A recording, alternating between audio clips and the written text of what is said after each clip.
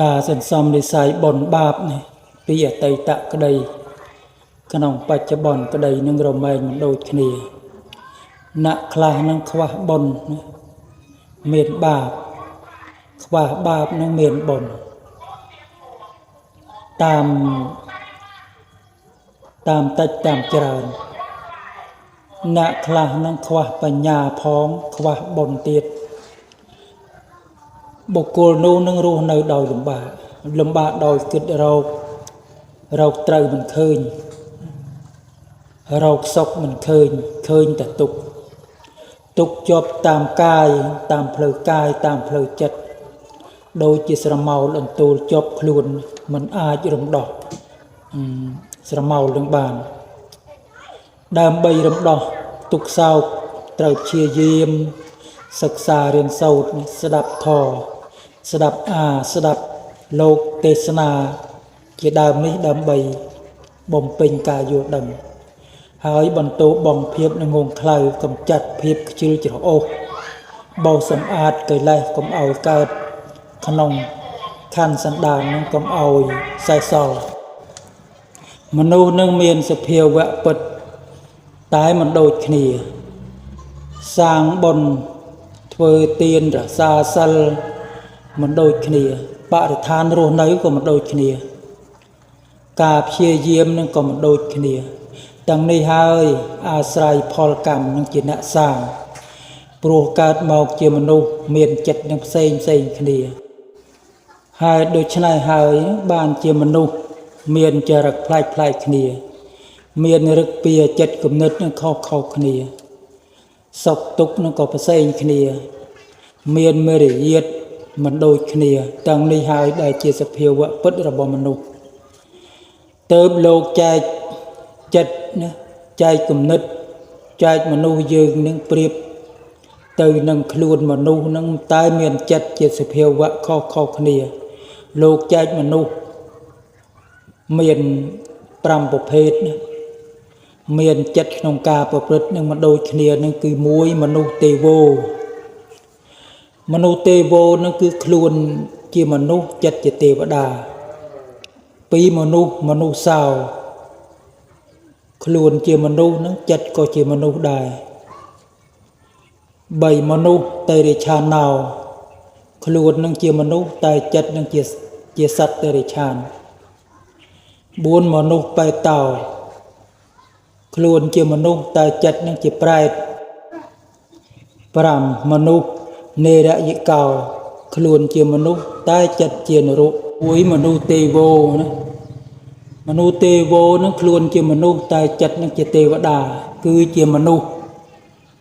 មានការលះបង់ធំធេងគឺលះបង់សេចក្តីសុខដល់ខ្លួននឹងដើម្បីសេចក្តីសុខ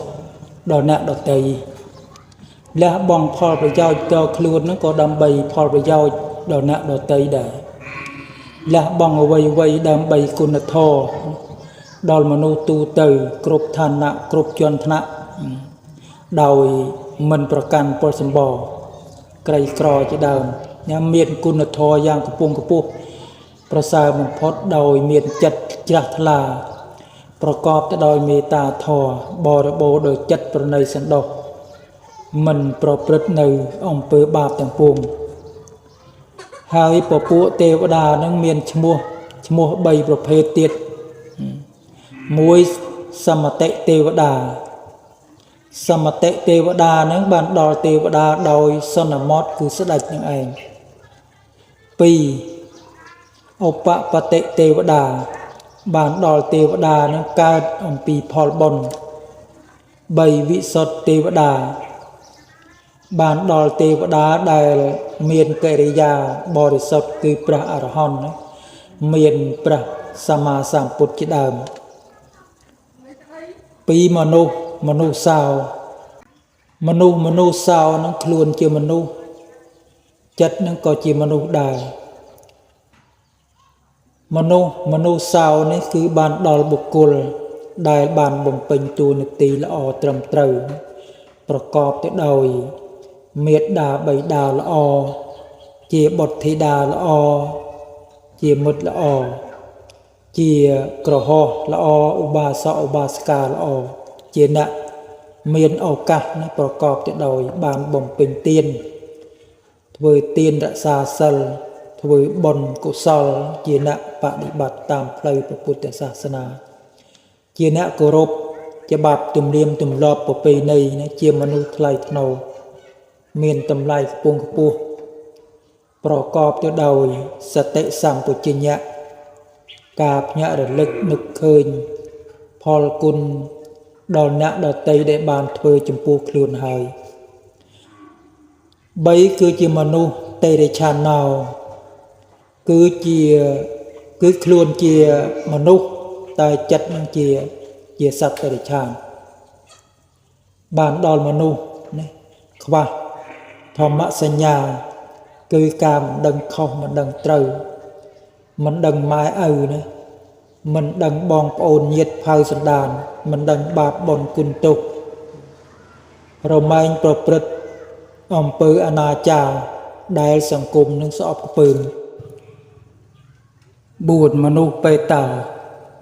មនុស្សបេតោហ្នឹងគឺខ្លួនជាមនុស្សតែចិត្តនឹងជាប្រែតមនុស្សបេតោបានដល់មនុស្សដែលមានចិត្តលោភលួនកេងប្រវ័ញ្ចទ្រព្យសម្បត្តិអ្នកដទៃក្រេបជញ្ជក់កម្លាំងពលកម្មដល់អ្នកក្រីក្រមើលងាយមើលថោកអ្នកទន់ខ្សោយដោយគ្មានធម៌មេត្តាចំពោះសត្វ